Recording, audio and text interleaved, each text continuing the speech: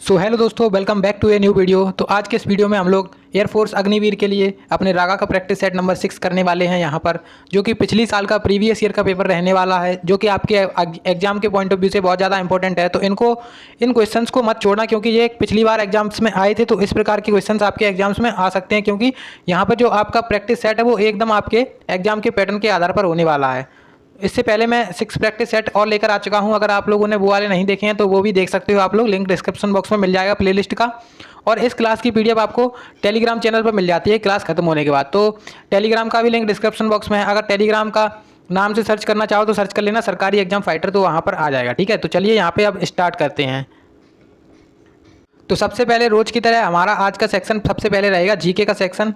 तो सबसे पहले हम देखिए बात करते हैं रागा का। अगर आप सभी को पता नहीं है तो मैं पहले बता देता हूं, क्योंकि मैं पहले बता देता हूं कि आपको क्या क्या करना होता है। तो रागा में आपके होते हैं टोटल कितने क्वेश्चंस होते हैं, 30 क्वेश्चंस होते हैं, जिसमें से आपके 7 से 8 क्वेश्चंस मान के चलो जीके से आएंगे। ठीक है, और 7 से 8 क्वेश्चंस ही आएंगे आपके मैथ से। बाकी के जो 14 से 15 क्वेश्चंस बचेंगे वो आपके डायरेक्ट कहाँ से आने वाले हैं, डायरेक्ट रीजनिंग से आएंगे। ठीक है, तो रीजनिंग को अच्छी करके रखें। रीजनिंग के नॉन वर्बल और कुछ चैप्टर ऐसे होते हैं जहाँ से 101% क्वेश्चन आना ही होता है, तो उन चैप्टर्स को भी अच्छा करके रखें। ठीक है, तो चलिए यहाँ पे देखिए हम पहला क्वेश्चन आ चुका है हमारे सामने जीके का।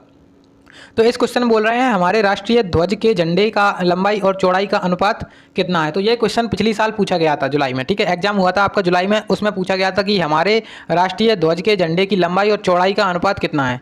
तो आप सभी को पता होगा, अगर नहीं पता है तो हम लोग बड़े ही आसानी से इसको याद करेंगे। तो हमारा जो राष्ट्रीय झंडा है यहाँ पर, तो इसमें जो लंबाई और चौड़ाई का अनुपात है, तो लंबाई और चौड़ाई का अनुपात कितना है, तो लंबाई और चौड़ाई का अनुपात है 3:2। ठीक है, आप लोग इसको ऐसे याद कर सकते हो, 3 मीटर लंबा मान के चलो और 2 मीटर चौड़ा। ठीक है, तो ये हो गया लंबाई और चौड़ाई का अनुपात। अब देखिए इस झंडे की डिज़ाइन किसने दी थी। तो झंडे की डिज़ाइन जो है ना, अपना जो राष्ट्रीय ध्वज है इसकी डिज़ाइन किसने दी थी, तो डिज़ाइन दी थी अपने पिंगली वेंकैया ने। ठीक है, पिंगली वेंकैया ने। तो आप लोग इसको याद रखें, क्योंकि देखिए इंपॉर्टेंट क्वेश्चन है, पिछली बार पूछा गया था, तो इस बार भी चांसेस बन सकते हैं इसके। ठीक है, तो यहाँ पे देखिए इसका आंसर हो गया ऑप्शन नंबर बी। अब हम देखेंगे राष्ट्रीय ध्वज के बारे में। अब राष्ट्रीय ध्वज यानी कि झंडा, तिरंगा कब अपनाया गया था, तो संविधान ने तिरंगा अपनाया था 22 जुलाई 1947 को तिरंगा अपनाया था। तो इसको भी याद रखें। ठीक है, चलिए अब यहाँ पर अगला क्वेश्चन हम देखते हैं। तो अगला क्वेश्चन यहाँ पे आ चुका है आपके सामने। जैसा कि मैंने आपको पिछले वीडियोस में बता चुका हूँ कि आप लोगों को देश और उनकी मुद्राएं हमेशा याद रखनी है, देश, उनकी मुद्राएं और राजधानी। ये क्वेश्चन 101% क्वेश्चन आना होता है। तो मलेशिया की मुद्रा पूछी गई थी पिछली बार। तो मलेशिया की मुद्रा क्या है, आप कमेंट बॉक्स में बता सकते हो अगर आप लोगों को पता है तो मलेशिया की मुद्रा जो होती है वो मलेशियाई रिंगत होती है। मलेशिया की मुद्रा क्या है, मलेशियाई रिंगत। अब मलेशिया की राजधानी क्या है, राजधानी, मलेशिया की राजधानी आप लोग कमेंट में बताएं। ठीक है, और आप लोग बताएं किसकी मुद्रा। चलिए ईरान की मुद्रा बताइए आप लोग, ईरान की मुद्रा और ईरान की राजधानी। ये आप लोगों की ड्यूटी है कि कमेंट बॉक्स में इसका आंसर बताएं, ईरान की मुद्रा और ईरान की राजधानी। चलिए अब यहाँ पे देखिए अगला क्वेश्चन है हमारे सामने। तो ये क्वेश्चन पिछली बार पूछा गया था कि थॉमस कप किसके साथ जुड़ा हुआ है, मतलब थॉमस कप का संबंध किस खेल से है। तो थॉमस कप का संबंध क्या बिलियर्ड्स से है, या फिर टेबल टेनिस, या फिर लॉन टेनिस, या फिर बैडमिंटन। तो यहाँ पे देखिए ऑप्शन यहाँ पे इन्होंने सरल लिख दिए हैं कि इसका आंसर है बैडमिंटन से। थॉमस कप जो है अपना बैडमिंटन से संबंधित है। अब देखिए मैं यहाँ पे आपको कुछ इंपॉर्टेंट कप बताऊंगा, उनको आप लोग जरूर याद रखें। ठीक है, तो थॉमस कप हो गया अपना बैडमिंटन से। अब होता है एक डूरंड कप। डूरंड कप का संबंध किससे है, तो डूरंड कप का संबंध है फुटबॉल से, फुटबॉल। ठीक है, तो डूरंड कप का संबंध हो गया अपना फुटबॉल। उसके बाद है अपना फीफा कप, एक फीफा कप भी होता है, फीफा कप। तो फीफा कप का संबंध किससे है, तो फीफा कप का भी संबंध है फुटबॉल से। उसके बाद एक कप और आता है संतोष कप, संतोष कप। तो संतोष कप का भी संबंध किससे है, फुटबॉल से। ठीक है, तो और एक कप आता है Subroto Mukherjee cup, Subroto Mukherjee cup, Subroto Mukherjee cup. ठीक है, सुब्रतो मुखर्जी कप। तो ये सुब्रतो मुखर्जी कप का संबंध किस खेल से है, तो आप लोग ये कमेंट बॉक्स में बताइए। आप लोगों की ड्यूटी है इसको फाइंड करना। अगर आप लोगों को याद है तो और अच्छी बात है, इसको आप लोग टाइप कर सकते हैं कमेंट बॉक्स में। ठीक है, चलिए यहाँ पे अब अगला क्वेश्चन आ चुका है। तो अगले क्वेश्चन में देखिए यहाँ पर बोला जा रहा है कि भारतीय राज्य की राज्यपाल बनने वाली पहली महिला कौन थी। तो भारतीय राज्य की राज्यपाल बनने वाली पहली महिला थी अपनी, यहाँ पे देखिए ऑप्शन है सुचिता कृपलानी, विजय लक्ष्मी पंडित, सरोजिनी नायडू, या फिर एनी बेसेंट। तो 4 ऑप्शन यहाँ पे आपके पास हैं। तो इसका आंसर क्या होगा, तो इसका आंसर होगा सरोजिनी नायडू, क्योंकि भारतीय जो राज्य हैं, राज्य की पहली महिला राज्यपाल कौन थी, सरोजिनी नायडू थी। और ये किस राज्य की थी, तो उत्तर प्रदेश की थी। उत्तर प्रदेश की पहली महिला राज्यपाल थी सरोजिनी नायडू। ठीक है, अब सरोजिनी नायडू के बारे में थोड़ी सी बात करेंगे तो सरोजनी नायडू थी एक, इन्हें नाइट एंगल वुमेन के नाम से भी जाना जाता है, नाइट एंगल, ठीक है, नाइट एंगल वुमेन। तो इसको याद रखें, नाइट एंगल वुमेन के नाम से किसे जाना जाता है, सरोजनी नायडू को, ठीक है। चलिए अब देखिए यहाँ पर है सुचिता कृपलानी। तो सुचिता कृपलानी कौन थी, ये थी पहली महिला सीएम, पहली महिला सीएम थी भारतीय राज्य की, ठीक है, पहली महिला सीएम। तो यहाँ पे इनका पहली महिला सीएम हो गई सुचिता कृपलानी। अब ये किस राज्य की थी, तो ये भी उत्तर प्रदेश की थी। और कब थी ये, इनकी जो थी 1963 से लेके 1967 तक, ठीक है। आप लोग इनको याद रख लेना, ठीक है। सुचिता कृपलानी हो गई। अब देखिए विजय लक्ष्मी पंडित और एनी बेसेंट। एनी बेसेंट कौन थी, तो कांग्रेस की पहली महिला अध्यक्ष थी, कांग्रेस की पहली महिला अध्यक्ष थी कौन, एनी बेसेंट, ठीक है। तो और विजय लक्ष्मी पंडित, देखिए विजय लक्ष्मी पंडित कौन थी, तो विजय लक्ष्मी पंडित जो थी ना, संयुक्त राष्ट्र महासभा की पहली महिला अध्यक्ष थी। कौन थी, संयुक्त राष्ट्र महासभा की, संयुक्त राष्ट्र महासभा की पहली महिला अध्यक्ष, ठीक है, इसको भी याद रखें। चलिए अब यहाँ पे देखिए अगला क्वेश्चन। अगर आप लोगों को वीडियो अच्छी लगे तो प्लीज़ वीडियो को लाइक जरूर करें, क्योंकि काफ़ी मेहनत लगती है वीडियोस बनाने में। यहाँ पे देखिए अगला क्वेश्चन है, रानी रामपाल किस अंतर्राष्ट्रीय खेल आयोजन में भारत का प्रतिनिधित्व करती हैं। यहाँ पे सीधा सीधा पूछा गया कि रानी रामपाल का संबंध किस खेल से है। तो रानी रामपाल का संबंध किस खेल से है, तो रानी रामपाल का संबंध है हॉकी से, ठीक है। ये हरियाणा की खिलाड़ी हैं, हरियाणा की, ठीक है, हरियाणा की खिलाड़ी हैं रानी रामपाल। और वर्तमान में ये भारतीय महिला हॉकी टीम की वो हैं कप्तान, कैप्टन बोल सकते हो इसको, ठीक है, कैप्टन है वर्तमान में कौन, रानी रामपाल, भारतीय महिला हॉकी टीम की, ठीक है, भारतीय महिला हॉकी टीम की वर्तमान में कैप्टन है, ठीक है। अब देखिए आपको बताना है कि भारतीय क्रिकेट की जो महिला की क्रिकेट टीम है वहाँ की कैप्टन कौन है, वहाँ पे आप लोग बताएं कमेंट बॉक्स में वर्तमान में, ठीक है। चलिए अब देखिए यहाँ पे देखिए अगला क्वेश्चन आ चुका है आपके सामने। तो अगला क्वेश्चन है कि उड़ीसा में कोणार्क मंदिर निम्नलिखित राजाओं में से किसके द्वारा बनवाया गया था।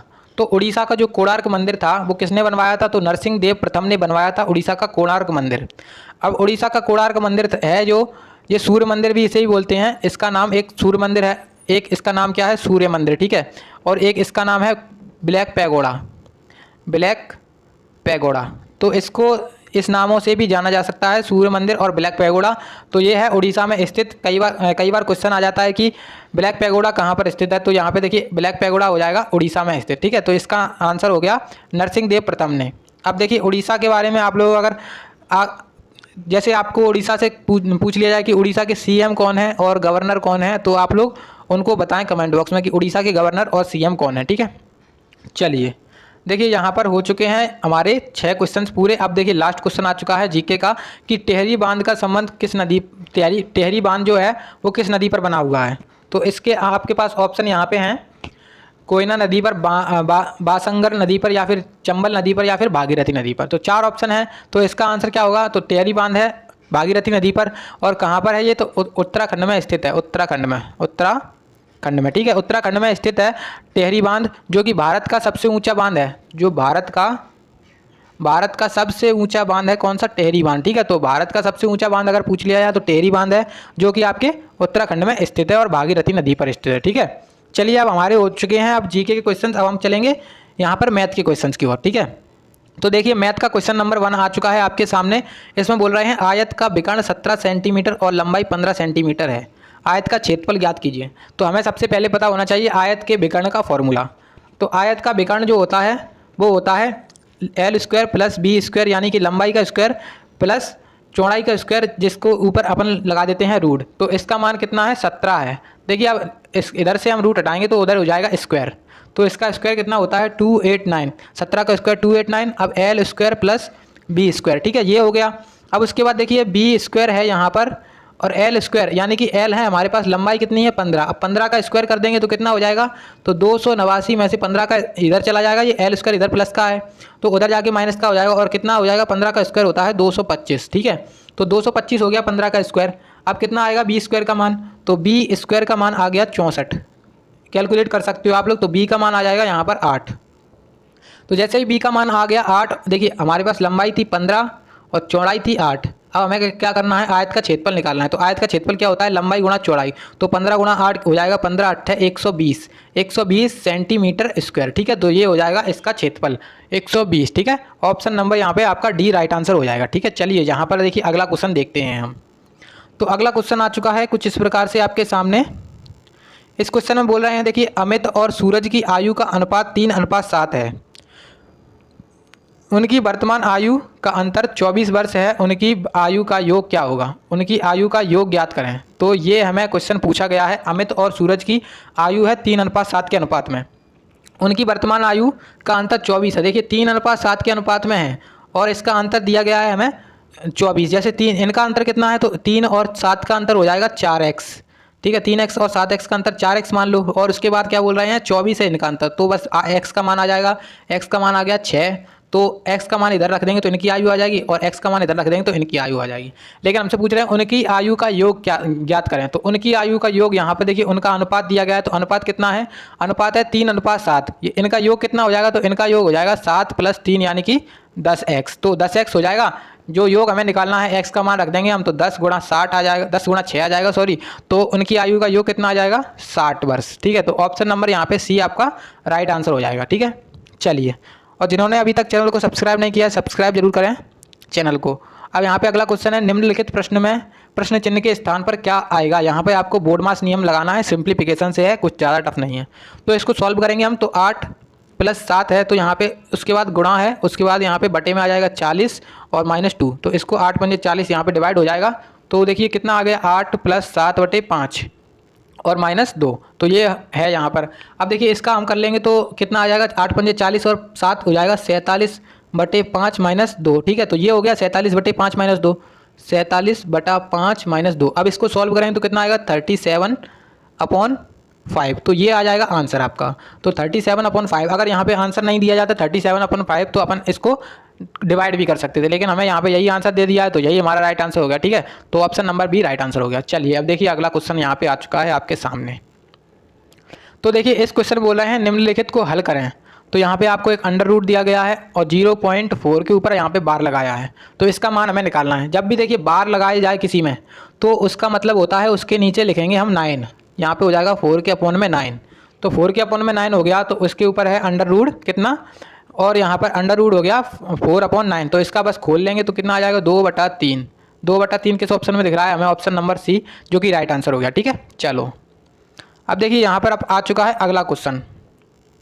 तो इस क्वेश्चन को थोड़ा सा जूम कम करते हैं और यहाँ पर देखते हैं इस क्वेश्चन को पढ़ के कि इसमें क्या बोल रहे हैं। तो इसमें बोल रहे हैं कि 45 किलोमीटर प्रति घंटा की गति से चल रही 130 मीटर लंबी ट्रेन 30 सेकंड्स में एक प्लेटफॉर्म को पार करती है। तो प्लेटफॉर्म की लंबाई कितनी है। तो हमें ट्रेन की लंबाई दी गई है 130 मीटर। ठीक है, उसके बाद बोल रहे हैं 45 किलोमीटर पर आवर की स्पीड से चल रही है ट्रेन और 30 सेकंड्स में एक प्लेटफॉर्म को पार कर जाती है। सबसे बड़ी दुविधा यहाँ पर हमारे पास है कि हमें दी गई है 45 किलोमीटर प्रति घंटा में स्पीड, और हमारे पास यहाँ पर टाइम है सेकंड्स में। तो हम इसको मीटर प्रति सेकंड्स में बनाएंगे। तो मीटर प्रति सेकंड्स में बनाने के लिए हमें 5/18 का गुणा करना पड़ेगा। तो 5/18 जैसे ही हमने गुणा किया चाल में, तो 9 दूनी 18, 9 पंजे 45, यानी कि कितनी आ गई, 25/2। तो 25/2 जो है तो वो आ गई 25/2 मीटर प्रति सेकंड की गति से आ गई इसकी स्पीड।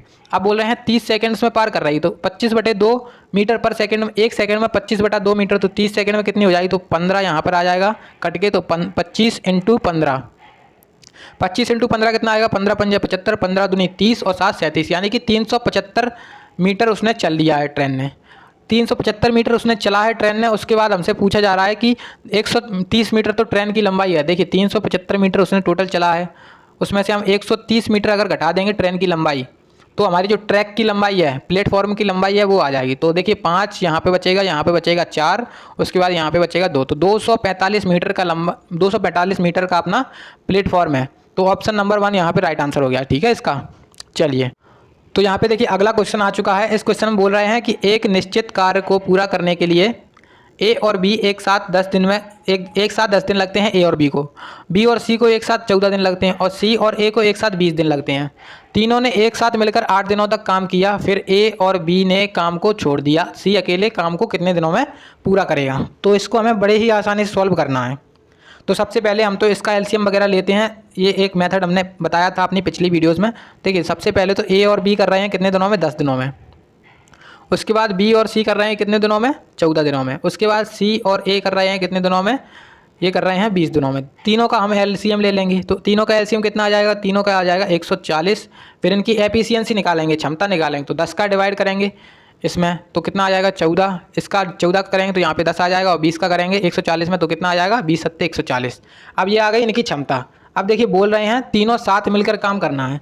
जब तीनों को साथ मिलकर काम कराएंगे तो यहाँ पर देखिए ए यहाँ पर डबल बार है, बी यहाँ पर डबल बार है, सी यहाँ पर डबल बार है, तो यहाँ पर 2 इनकी क्षमता कितनी है, एक काम मतलब ए और बी कितने काम कर रहे हैं 14 प्लस कितना हो रहा है, सॉरी यहाँ पर थोड़ा सा मिस्टेक है, देखिए 2a प्लस बी प्लस सी कितना काम करेंगे। अब देखिए 14 10 हो गया 24, 24 और 7 हो गए 31, 31 काम कर रहे हैं। अब देखिए ये 2 जो है यहाँ पर मल्टीप्लाई में था वो बटे में चला जाएगा, तो a plus B plus C, a plus B plus C का मान कितना आ जाएगा 31/2।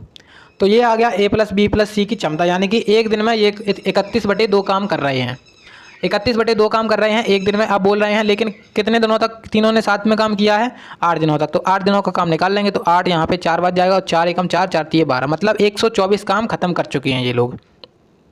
तो इन्होंने 124 काम खत्म कर लिए। अब देखिए 124 काम खत्म कर लिए, लेकिन हमारे पास टोटल कितने थे 140, हमने एलसीएम लेके निकाले थे, तो इसमें से माइनस कर देंगे 124 को, जो शेष काम बचेंगे हमारे पास तो कितने बचेंगे, यहाँ पे 6 और यहाँ पे 1, यानी कि 16 काम बचे हैं शेष। अब 16 काम को कौन करेगा, सी अकेला करेगा, तो सी की अकेले की क्षमता नहीं पता है हमें, सी की अकेले की क्षमता नहीं पता है हमें। ए प्लस बी प्लस सी की पता है कितनी थी 31/2, हमें ए और बी की भी पता थी, तो ए और बी की कितनी थी 14 और यहाँ पे प्लस सी इक्वल टू कितना हो जाएगा 31/2, तो सी का मान कितना आ जाएगा, सी का मान आ जाएगा यहाँ पर 3/2, ठीक है 3/2 आ गया, मतलब सी एक दिन में 3/2 काम करेगा। और कितने काम बचे थे अभी हमने कैलकुलेट किया था, तो कितने काम बचे थे हमारे पास 16 बचे थे काम, तो 16 काम बचे थे और 3/2 कर रहा है एक दिनों में, 3/2, तो 2 जाएगा ऊपर, तो 16 दूनी 32/3 यहाँ पे आ जाएगा कि जब इसको कैलकुलेट करेंगे 10.66, तो ऑप्शन नंबर यहाँ पे फर्स्ट आपका राइट आंसर हो जाएगा इसका, ठीक है। चलिए अब देखिए यहाँ पर अगला क्वेश्चन आ चुका है, tan 135 डिग्री का मान ज्ञात कीजिए। तो ये बड़ा ही आसान है क्वेश्चन, तो देखिए हम इसको कैसे सॉल्व करेंगे tan 135 डिग्री को, तो tan 135 डिग्री, तो इसको हम कैसे लिख सकते हैं 90 + 45 डिग्री, तो tan 90 + 45, tan 90 प्लस थीटा कितना होता है माइनस के कॉट थीटा, माइनस के कॉट 45 डिग्री। अब देखिए कॉट 45 का मान कितना आएगा, तो कॉट 45 का मान यहाँ पे आ जाएगा 1, तो अब देखिए माइनस का था तो माइनस का 1 हो जाएगा, तो माइनस का 1 किस ऑप्शन में है, ऑप्शन नंबर यहाँ पे सी आपका राइट आंसर हो गया, ठीक है। चलिए यहाँ पे देखिए अगला क्वेश्चन देखते हैं हम जल्दी से। तो देखिए अगले क्वेश्चन बोल रहे हैं निम्नलिखित श्रृंखला में 7वां पद ज्ञात करें। 7वां पद क्या होगा, ये क्वेश्चन पूछा गया था हमारे प्रीवियस ईयर में। तो ए के बाद इन्होंने लिखा है ई, उसके बाद लिखा है आई, फिर उसके बाद यहाँ पे बोल रहे हैं 7वां ज्ञात करना है, मतलब हमें ये वाला नहीं करना है 7वां करना है, यहाँ पे 1 2 3 4 5 6 7, तो 7वां ज्ञात करना है। अब देखिए हम इसमें कैलकुलेट करें तो यहाँ पे +4 हो रहा है, क्योंकि यहाँ पे 1 ये 5 ये 9, तो यहाँ पर भी +4 हो रहा है, तो मतलब यहाँ पे सभी में +4 हो रहा है, तो +4 +4 और +4 और +4, तो यहाँ पे कितना 4 यहाँ पे होगा, तो 9 1 4 2 4 3 4 4 4, यानी कि 4 चौके 16, 16 जोड़ेंगे हम 9 में, तो 16 और 9 होते हैं अपने पास 25, 25 पे आएगा अपना 22, तो 7वां पद हो जाएगा 22। ऑप्शन नंबर यहाँ पे 1 आपका राइट आंसर हो गया इसका, ठीक है। चलिए अब देखिए अगला क्वेश्चन आ चुका है आपके रीजनिंग से। तो रीजनिंग में ये एक ऐसा चैप्टर है, यहाँ से 101% क्वेश्चन आना होता है ब्लड रिलेशन से। तो एक लड़का की ओर इशारा करते हुए श्रीमती शकीला ने कहा, वह मेरे पति के बेटे का बेटा है। शकीला उस लड़के से क्या रिश्ता है, तो ये हमें बताना है। देखिए शकीला बोल रही हैं एक लड़के की ओर इशारा करते हुए, तो श्रीमती शकीला ने कहा कि मेरे पति के, यानी कि जो शकीला थी उनके पति के, इनका हस्बैंड लिख सकते हो आप लोग, इनके पति के बेटे, यानी कि इनके बेटे का बेटा कौन है, इनके बेटे का बेटा वह लड़का है, तो इनके बेटे का बेटा हो गया वह लड़का, और लड़का की ओर इशारा करती, यानी कि ये शकीला कौन हो गई इनकी, ये पिता, और पिता की माता हो गई आपकी दादी, तो दादी हो गई शकीला, इसका आंसर ऑप्शन नंबर सी। चलिए अब देखिए जल्दी से अगला क्वेश्चन देखते हैं। तो देखिए इसमें बोल रहे हैं निम्नलिखित प्रश्न में दी गई श्रृंखला में लुप्त संख्या का चयन करें। तो 31 के बाद इन्होंने लिखा है 63, उसके बाद लिखा है 124 और उसके बाद लिखा है 251। तो देखिए इसमें किया जा रहा है, यहाँ पे 2 का मल्टीप्लाई कर रहे हैं पहले, तो 2 का मल्टीप्लाई किया है तो 31 दूनी होता है 62 और +1 कर दिया तो हो गया 63। अब देखिए यहाँ पर क्या किया है, तो देखेंगे हम 63 में जब 2 का मल्टीप्लाई करेंगे तो 63 दूनी होता है 126, 126 की जगह इन्होंने लिखा है 124, तो मतलब 2 का मल्टीप्लाई किया है और -2 कर दिया है। फिर अगली स्टेप में देखेंगे तो अगली स्टेप में यहाँ पे इन्होंने किया है कि 2 का मल्टीप्लाई ये किया है, 2 का मल्टीप्लाई सभी में कर रहे हैं और +3 कर दे रहे हैं, तो +3। तो ये सीरीज चल रही है, पहले प्लस फिर माइनस फिर प्लस, अब अगली बार जो आएगी माइनस हो जाएगी 4। तो अगली बार में हम 251 का 2 गुना करेंगे और -4 कर देंगे, तो 2 एकम 2, 2 पंजे 10 और यहाँ पे आ जाएगा 5। 502 में से 4 जाएंगे तो 9, 8, 4, तो यहाँ पे आ जाएगा 498, ऑप्शन नंबर बी। ठीक है, चलिए अब देखिए यहाँ पर अगला क्वेश्चन आ चुका है। तो अगला क्वेश्चन है, यदि 1 जनवरी 2003 को दिन रविवार था तो 1 जनवरी 2004 को कौन सा दिन होगा। देखिए हमें सबसे पहले तो यहाँ पे डेज काउंट करने हैं, टोटल डेज कितने हो गए हैं। तो टोटल डेज यहाँ पे देखिए 1 जनवरी से लेकर 1 जनवरी तक हो चुके हैं 365 दिन। अब 365 दिन में हमें निकालने हैं ऑड डेज, यानी कि विषम दिन। तो इनमें विषम दिन कैसे निकालेंगे, तो 7 का इसमें डिवाइड करके, यानी कि 7 एक सप्ते में 7 दिन होते हैं तो उसका डिवाइड करके हम विषम दिन निकाल लेते हैं। तो जितना भी इसका शेषफल बचेगा, रिमाइंडर बचेगा, वो होते हैं हमारे ऑड डेज। तो इसका बचेगा रिमाइंडर 1, तो इसके ऑड डेज होगा 1। अब ये ऑड डेज जो बचा हुआ है वो उसको रविवार में ऐड कर देंगे, तो रविवार और 1 दिन और ऐड करेंगे तो कितना आ जाएगा, सोमवार। सोमवार आ गया इसका आंसर, ऑप्शन नंबर यहाँ पे बी आपका राइट आंसर हो गया। ठीक है, चलिए तो इतना सरल पेपर पूछा गया था पिछली बार।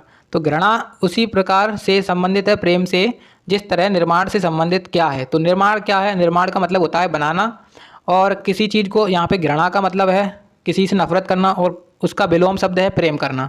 उसी प्रकार निर्माण मतलब बनाना और नष्ट करना, यहाँ पे आपका राइट आंसर हो गया। ठीक है इसका, चलिए अब देखिए अगला क्वेश्चन है।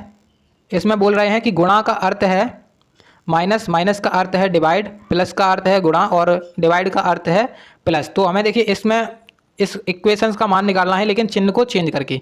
तो इस चिन्ह को चेंज करेंगे तो 28, गुणा का अर्थ क्या लिखा है -12, उसके बाद माइनस का अर्थ क्या है डिवाइड और 2, और डिवाइड का अर्थ यहाँ पे क्या लिखा है इन्होंने, डिवाइड का अर्थ लिखा है +3 और × 5। अब इसको सॉल्व करेंगे तो यहाँ पे आ जाएगा 12 का हो जाएगा 6 और 28 माइनस और यहाँ पे हो जाएगा 15 +15। तो अब देखिए प्लस की चीज़ है और इधर माइनस की चीज़ है, तो 15 में से 6 जाएंगे 9, 28 और 9, तो 28 और 9 कितने हो गए, 37 हो गए। तो 28 और 9 हो गए 37, ऑप्शन नंबर सी यहाँ पे आपका राइट आंसर हो गया। ठीक है, चलिए अब देखिए हमारा अगला क्वेश्चन आ चुका है नॉन वर्बल से। तो नॉन वर्बल रीजनिंग में कई सारे क्वेश्चन पूछे जाते हैं आपसे, लगभग 4 से 5 क्वेश्चन पूछे जाते हैं, तो इसको आप लोग अच्छे से बना कर रखें। तो देखिए इसमें आपसे पूछा जा रहा है कि दी गई आकृति में कितने आयत हैं। तो देखिए हमें सबसे पहले आकृति में आयत ज्ञात करने के लिए पहले मैं आपको ट्रिक बताता हूँ। जैसे आपके सामने ये कोई आकृति है, ठीक है, यहाँ पे इसमें ऐसी लाइन खींच दी, ऐसी लाइन खींच दी, फिर उसके बाद ऐसी लाइन खींच दी, फिर उसके बाद ऐसी, फिर उसके बाद ऐसी, यहाँ पर ऐसी लाइन, ऐसी लाइन। इसमें देखिए हमें निकालनी है कि हमारे टोटल कितनी यहाँ पे आयत हैं। तो देखिए हम क्या करते हैं, 1 2 3 4 5, उसी प्रकार से 1 2 3 4। तो हम कुछ नहीं करते हैं, इनका एडिशन कर लेते हैं। ठीक है, इनका एडिशन कैसे करेंगे, तो यहाँ पे 4 + 5 इंटू 4 + 5 इंटू, ठीक है, उसके बाद यहाँ पे 4 × 3, 4 + 3 इंटू 2 इंटू यहाँ पे हो जाएगा 3, तो 2 + 3 और उसके बाद 1 + 2। ये ऐसे प्रकार से हम कर सकते हैं। तो यहाँ पे देखिए हम इसमें जब करेंगे तो ये भी कोई आकृति इस प्रकार से है, तो यहाँ पे इस प्रकार से है आकृति 2, यहाँ पे 1 2 और यहाँ पे 2, तो 1 और +2 इंटू 1 + 2, तो 1 + 2, तो कितना आ जाएगा 3 × 3 यानी कि 9। अब हम देखिए यहाँ पर आपसे कभी कभार क्वेश्चन पूछ लिया जाता है कि इस आकृति में आपको त्रिभुज बताएं। तो त्रिभुज की हम ट्रिक बता देते हैं आपको डायरेक्ट। तो इसमें त्रिभुज की ट्रिक क्या होगी, तो यहाँ पे आपको गिनती लिखनी है सबसे पहले, 1 2 3 4 5 6 7 8। अब ये गिनती लिख ली आपने, इनका डबल कर दो, तो 8 का डबल हो गया कितना, 8 का डबल हो गया 16। तो यहाँ पर टोटल त्रिभुज जो आपके निकलेंगे वो 16 निकलेंगे। ठीक है, और इसका आंसर क्या हो गया, इसका आंसर हो गया ऑप्शन नंबर डी। ठीक है, चलिए अब देखिए अगला क्वेश्चन देखते हैं जल्दी से। तो अगला क्वेश्चन आ चुका है यहाँ पे आपके सामने, उसमें बोल रहे हैं निम्नलिखित 4 शब्दों में से 3 एक निश्चित तरीके से एक समान है, एक और एक अलग है, उस अलग शब्द का चयन करें। तो यहाँ पे आपको ऑड वन आउट बताना है। देखिए कौआ, उल्लू, चमगादड़ या फिर गौरैया। तो इसका आंसर क्या होगा, इसका आंसर हो जाएगा चमगादड़। चमगादड़ आपका राइट आंसर हो जाएगा, क्योंकि चमगादड़ एक स्तनधारी है, स्तनधारी। ठीक है, स्तनधारी प्राणी है, स्तनधारी। ठीक है, बाकी सारे हैं बिना स्तन के। ठीक है, तो ये हो गया इसका आंसर चमगादड़। ठीक है, इसका मैंने आपको लॉजिक बता दिया, रीजन बता दिया। अब देखिए अगला क्वेश्चन है यहाँ पे नॉन वर्बल से फिर से पूछा जा रहा है। इसमें थोड़ी मैं आपको ऑप्शन दिखाने की कोशिश करता हूँ, लेकिन दिख नहीं रहे हैं। देखिए हम इसको ऐसे ही सॉल्व करेंगे। तो सबसे पहली आकृति जो थी, इसको थोड़ा सा जूम करके मैं आपको बताता हूँ। तो सबसे पहली आकृति में यहाँ पे आपको डार्क पोर्शन दिख रहा होगा, फिर उसके बाद यहाँ पे हो गया, मतलब इधर खिसक गया है, फिर उसके बाद इधर खिसक गया है। ठीक है, अगले स्टेप में क्या होगा, यहाँ पे आ जाएगा। तो डार्क पोर्शन आ गया यहाँ पर, ठीक है। अब डार्क पोर्शन यहाँ पर आ जाएगा, हम देखेंगे कौन से ऑप्शन में है। तो डार्क पोर्शन ऊपर वाले में है यहाँ पर, एक तो ऑप्शन नंबर 1, 2 में नहीं है तो 2 वाला चला जाएगा, 3 और 1, 3 और 4 में है। अब हम देखेंगे लॉजिक इसमें क्या लगा रहे हैं। तो देखिए ये हमारा था इधर, उसके बाद ये हो गया इधर, फिर उसके बाद यहाँ पे पहुँच गया। तो मतलब अब इसके बाद अगले स्टेप में आएगा यहाँ पर, अगले स्टेप में आएगा यहाँ पर ऐसे। तो ये अगले स्टेप में देखेंगे हम, और यहाँ पर ये वाला पोर्शन इधर हो जाएगा, ठीक है। तो अब देखेंगे हम इसको किस में है। देखिए हमें ऑप्शन नंबर 3 में भी नहीं दिख रहा है क्योंकि ये नीचे की साइड है, इसमें भी नीचे की साइड है। तो ऑप्शन नंबर हमारा 1 राइट आंसर हो जाएगा इसका, ठीक है। ऑप्शन नंबर 1 यहाँ पे राइट आंसर हो गया इसका। चलिए अब जल्दी से अगला क्वेश्चन हम देख लेते हैं, अगले क्वेश्चन की तरफ बढ़ते हैं। तो देखिए अगला क्वेश्चन है कि विकल्प में से उस आकृति को चयन कीजिए जो श्रृंखला को जारी रखेगी। तो आपको सीरीज को पूरी करनी है। तो सीरीज को पूरी करने के लिए हमें कुछ नहीं करना है। तो सबसे पहले देखिए एक बार यह है बाहर और एक बार अंदर चली गई अगली स्टेप में, फिर अगली स्टेप में कहाँ जाएगी, अब अगली स्टेप में जाएगी बाहर की साइड। तो अगली स्टेप में जाएगी बाहर की साइड, हम देखेंगे बाहर की साइड किस में है। तो बाहर की साइड है एक तो ऑप्शन नंबर डी में और एक ऑप्शन नंबर सी में। तो मतलब 2 ऑप्शन हमारे चले गए। अब हम देखेंगे कि इसमें जो ये कॉर्नर पे लगा हुआ था इधर, वो इधर वाले पे हो गया है। अगली स्टेप में कहाँ हो जाएगा, नीचे वाले पे, ठीक है। तो नीचे वाले कॉर्नर पे अब देखिए हमारे नीचे वाले कॉर्नर पे कौन सा है। तो नीचे वाले कॉर्नर पे भी यहाँ पे दोनों हैं, एक ऑप्शन सी में। अब हमें और कुछ देखना पड़ेगा इसमें अलग। तो इसमें और कुछ अलग देखने के लिए क्या करेंगे, तो यहाँ पर देखेंगे हम गौर से। तो यहाँ पे देखिए सेंटर में है, ये सेंटर में है, तो यहाँ पे भी सेंटर में होगा। तो सेंटर में किस में दिख रहा है, तो सेंटर वाला यहाँ पे ये वाला हो जाएगा, ये वाला हो गया ऑप्शन नंबर, यहाँ पे राइट आंसर हो जाएगा आपका कौन सा, तो ऑप्शन नंबर राइट आंसर हो गया आपका सी, ठीक है। चलिए अब देखिए अगला क्वेश्चन आ चुका है। इसमें आपको बताना है उस आरेख की पहचान कीजिए जो नीचे दिए गए वर्गों के बीच संबंध सबसे अच्छा प्रतिनिधित्व करता है। कॉफ़ी, चाय और पेय पदार्थ। देखिए दोनों चीज़ें पीने योग्य हैं, तो पेय पदार्थ के अंदर आ जाएगी कॉफ़ी और चाय। यहाँ पे ऑप्शन नंबर आपका सेकंड राइट आंसर हो जाएगा। इसमें कोई ज़्यादा कठिन चीज़ नहीं है, तो इसका आंसर हो गया ऑप्शन नंबर बी। चलिए अब देखते हैं हम यहाँ पर अगला क्वेश्चन। तो देखिए अगला क्वेश्चन है कि सुई और घंटे के बीच के कोण का क्या होगा मान जब आपकी घड़ी का समय है 8:30 बजे। तो आपको देखिए यहाँ पर बताना है कि घंटे की सुई जो जैसे आप लोगों के 8:30 बजे, मान के चलो 8:30 बज रहे हैं यहाँ पर, तो आपके यहाँ पर जो कोण होगा वो आपको बताना है कोण कितना होगा। तो कोण का मान निकालने के लिए हमें एक फॉर्मूला पता होना चाहिए, 60 गुणा घंटा माइनस 11 गुणा मिनट। तो अब पहले यहाँ पे 2 का डिवाइड, ठीक है। तो ये हो गया फॉर्मूला। अब हम इसको फॉर्मूला की अप्लाई करेंगे तो 6 का गुणा कर देंगे, 60 का गुणा कर देंगे 8 में, 6 48 माइनस 11 33 यानी कि 330 हो जाएगा बटे में 2। तो इसको डिवाइड किया तो 150 आ गया और बटे में 2 यहाँ पे आ जाएगा 75। मतलब 75 डिग्री का जो कोण है वो आपका राइट आंसर हो जाएगा इसका, ठीक है। चलिए अब देखिए अगला क्वेश्चन है यहाँ पे आपके सामने। इसमें बोल रहे हैं रोहित और अक्षर की आयु का अंतर है 12 वर्ष। उनकी आयु का अनुपात है 3:5। तो इनका अनुपात है 3:5, तो इनका अंतर कितना है, इनका अंतर है 2x। 2x का मान यहाँ पे हमें 12 दिया गया, तो 12x का मान आ गया 6। तो अब बोल रहे हैं किसकी आयु निकालिए, अक्षर की आयु निकालिए। तो अक्षर की कौन सी है आयु, तो अक्षर की बाद वाली है यानी कि 5 वाली, यानी कि 5 गुणा 6, तो आएगा आंसर आपका 30। तो अक्षर की आयु हो गई 30 वर्ष, ठीक है। चलिए तो अब यहाँ पे देखिए अगला क्वेश्चन आ चुका है आपके सामने। इसमें बोल रहे हैं कौन सी संख्या लुप्त है। तो अगली जो आपके क्वेश्चन मार्क के स्थान पर है वो हमें बतानी है। तो देखिए पहले तो यहाँ पे लिखा है इन्होंने 1, फिर उसके बाद 9, फिर उसके बाद 25 और उसके बाद 49, उसके बाद क्या आएगा। तो देखिए यहाँ पर 1 का स्क्वायर हुआ है और उसके बाद 3 का स्क्वायर, फिर उसके बाद 5 का स्क्वायर, फिर उसके बाद 7 का स्क्वायर, अब इसके बाद 9 का स्क्वायर आएगा। क्योंकि यहाँ पे विषम संख्याएं चल रही हैं। देखिए 1 3 5 7 9, तो 9 का स्क्वायर कितना होगा, 9 का स्क्वायर हो जाएगा 81। ऑप्शन नंबर यहाँ पे आपका सेकेंड राइट आंसर हो जाएगा, ठीक है। चलिए तो यहाँ पे हमारा अब आ चुका है लास्ट क्वेश्चन, जो कि काफ़ी अच्छा तगड़ा क्वेश्चन है यहाँ पर। देखिए इस क्वेश्चन में बोल रहे हैं यदि विशिष्ट कूट भाषा में VULGAR को यहाँ पे क्या लिखा हुआ है, FGPUAJ, तो हमसे पूछ रहे हैं तो फॉर्मेट को क्या लिखेंगे। तो देखिए इसमें हमें काफ़ी अच्छा लॉजिक लगाया है इन्होंने। आप अगर इसको अच्छे से नहीं देखोगे तो आपको समझ में नहीं आएगा। तो देखिए इसमें लॉजिक जो है ना वो इस प्रकार से है। सबसे पहले देखेंगे हम V का अपोजिट। V का अपोजिट क्या होता है, V का अपोजिट होता है E। E में इन्होंने किया है +1। उसके बाद U का अपोजिट होता है F, उसमें भी +1 किया है, F के बाद G, ठीक है। उसके बाद यहाँ पे L का अपोजिट होता है O, O में भी +1 किया है, तो यानी कि O+1 हो गया P। उस प्रकार से G का अपोजिट होता है क्या, T होता है, G का अपोजिट T+1 U हो गया। तो मतलब जो आपका अपोजिट है उसका +1 कर दे रहे हैं। तो फॉर्मेट में भी निकालेंगे FORMET टी। तो हम इसके पहले अपोजिट निकालेंगे। तो इसके अपोजिट क्या है, एफ का हो जाएगा यू, ओ का हो जाएगा एल, आर का हो जाएगा आई, और एम का क्या होगा, एम का हो जाएगा एन, ई का हो जाएगा ई का भी, और टी का क्या हो जाएगा जी। अब इसमें +1 कर देंगे, यू के बाद आएगा भी, उसके बाद एल के बाद क्या आएगा, एल के बाद आएगा एम, आई के बाद क्या आएगा जे। जैसे ही हमने यहाँ तक किया तो हमारे सारे ऑप्शन चलेगा, ये वाला भी, ये वाला भी और ये वाला भी। तो ऑप्शन नंबर यहाँ पे आपका ऑप्शन डी राइट आंसर हो गया। ठीक है, आपको और भी चेक करने की भी ज़रूरत नहीं पड़ेगी। ठीक है, चलिए इसका जो हमारा आज का प्रैक्टिस सेट था वो हो गया एंड। अगर आप लोगों को वीडियो अच्छी लगी हो तो वीडियो को जरूर से लाइक करें और चैनल को सब्सक्राइब जरूर कर लें और बेल आइकन को प्रेस कर लें। इसकी PDF आपको मिल जाएगी टेलीग्राम पे, ज्वाइन कर लो जाके। ठीक है, चलिए मिलते हैं अगले वीडियो में, तब तक के लिए जय हिंद।